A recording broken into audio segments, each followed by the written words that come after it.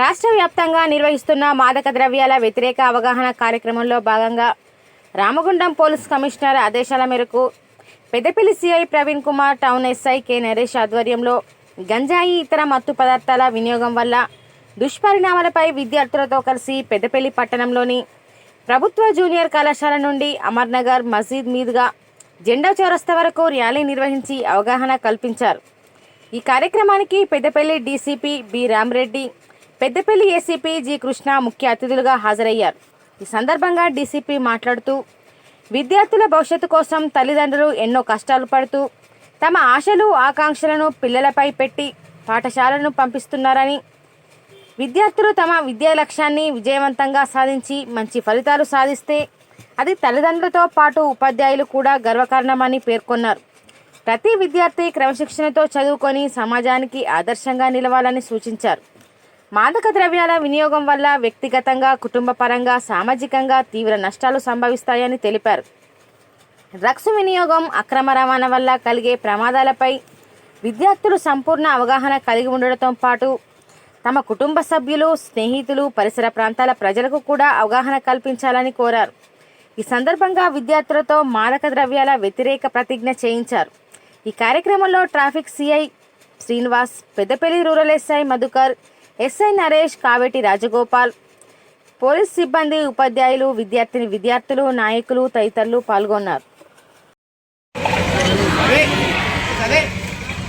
మన తెలంగాణ ప్రభుత్వము, మన ఆనరబుల్ సీఎం గారు శ్రీ రేవంత్ రెడ్డి గారు ఎంతో ప్రతిష్టాత్మకంగా తీసుకున్నటువంటి డ్రగ్స్ రహిత తెలంగాణ రాష్ట్రంలో డ్రగ్స్ రహిత చేసే ప్రక్రియలో భాగంగా మన పెద్దపల్లి జిల్లా నుంచి మనమందరము విద్యార్థుల సమక్షంలో దీన్ని జరుపుకోవడం జరుగుతుంది. ఈ పెద్దపల్లి జిల్లాలో గత వారం రోజుల పాటుగా మా పెద్దపల్లి సబ్ డివిజన్ అధికారి కృష్ణ గారు మరియు పెద్దపల్లి సర్కిల్ ఇన్స్పెక్టర్ ప్రవీణ్ కుమార్ గారు, అలాగే గోదావరిఖని సబ్ డివిజన్ మరి వారి టీం అందరూ కలిసి ఎంతో ప్రతి స్కూల్ తిరిగి పెద్దపల్లిలో చాలా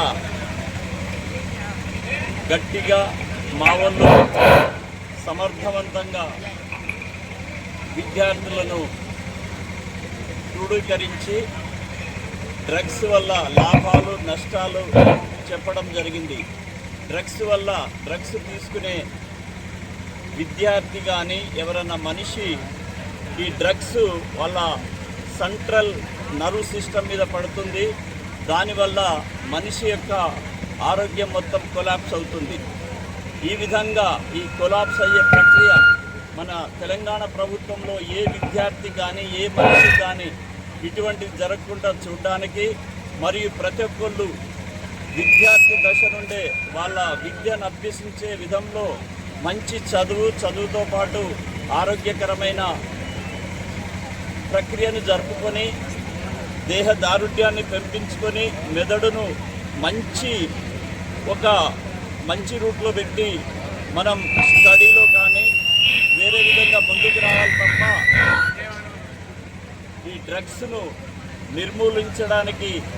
నిర్మూలించే ప్రక్రియలో మనమందరం ముందు వరుసలో ఉండాలి. దీనికి అందరూ తోడ్పాటు చేస్తారని ఆశిస్తున్నాను.